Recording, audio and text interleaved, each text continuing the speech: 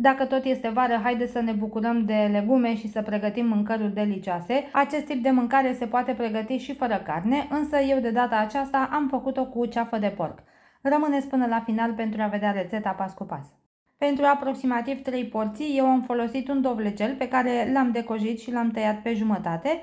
Am tăiat tot așa și vânăta pe jumătate, după care am crestat-o din loc în loc pentru a se pătrunde și a se coace foarte bine, pentru că, da, aceste două legume le vom pune la cuptor. Se pot pregăti și la un loc cu celelalte ingrediente în cratiță, însă așa coapte vor avea un gust extraordinar de plăcut.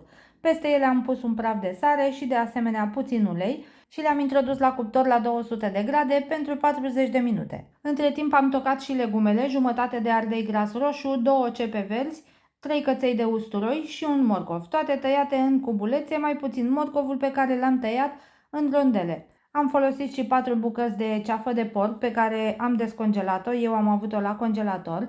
Este tăiată un pic mai gros, am luat fiecare bucată în parte și am tăiat-o în cubulețe un pic mai mari, așa cum puteți să vedeți și pe imagine.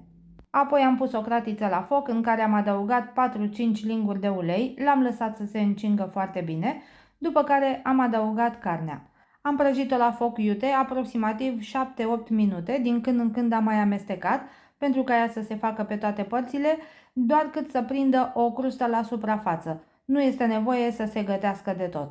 Apoi am adăugat legumele, toate deodată, le-am încorporat foarte bine cu carnea și le-am mai gătit și pe acestea încă 5 minute, însă de data aceasta la foc moderat, pentru ca usturoiul să nu se ardă, pentru că l-am adăugat și pe el odată cu celelalte legume. După ce s-au călit și legumele, am adăugat roșii pasate. Eu am folosit din conservă, dar puteți să folosiți și din acestea proaspete, aproximativ 4-5 roșii trase prin răzătoare sau pasate cu blenderul.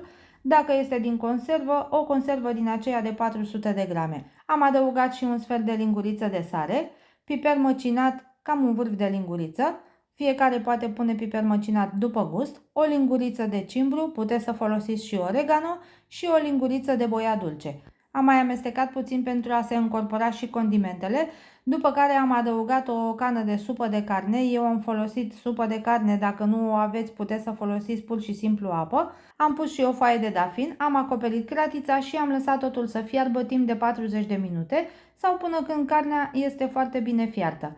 La jumătatea timpului de coacere am scos și legumele de la cuptor, respectiv dovlecelul și vânăta, le-am întors pe cealaltă parte și le-am introdus din nou la cuptor, iar când au fost gata, le-am scos, le-am lăsat să se răcească puțin, am decojit și vânăta, iar apoi am început să le tai în felii lungi, atât dovlecelul cât și vânăta.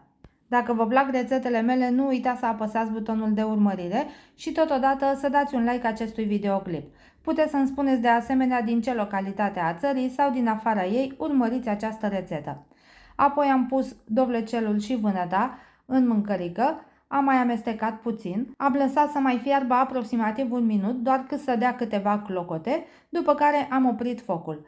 Am tocat din belșug pătrunjel proaspăt și de asemenea mărar, eu l-am avut la congelator mărarul, după care am adăugat verdeața peste mâncare. Am acoperit cratița și am mai lăsat-o puțin așa să se infuzeze puțin și să se combine toate aromele, cam 5 minute, după care am servit-o. Trebuie neapărat să o încercați și voi pentru că este extraordinar de gustoasă.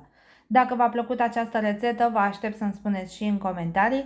Nu uitați să o distribuiți și cu prietenii voștri. Eu vă mulțumesc pentru vizionare și vă aștept și la rețeta următoare.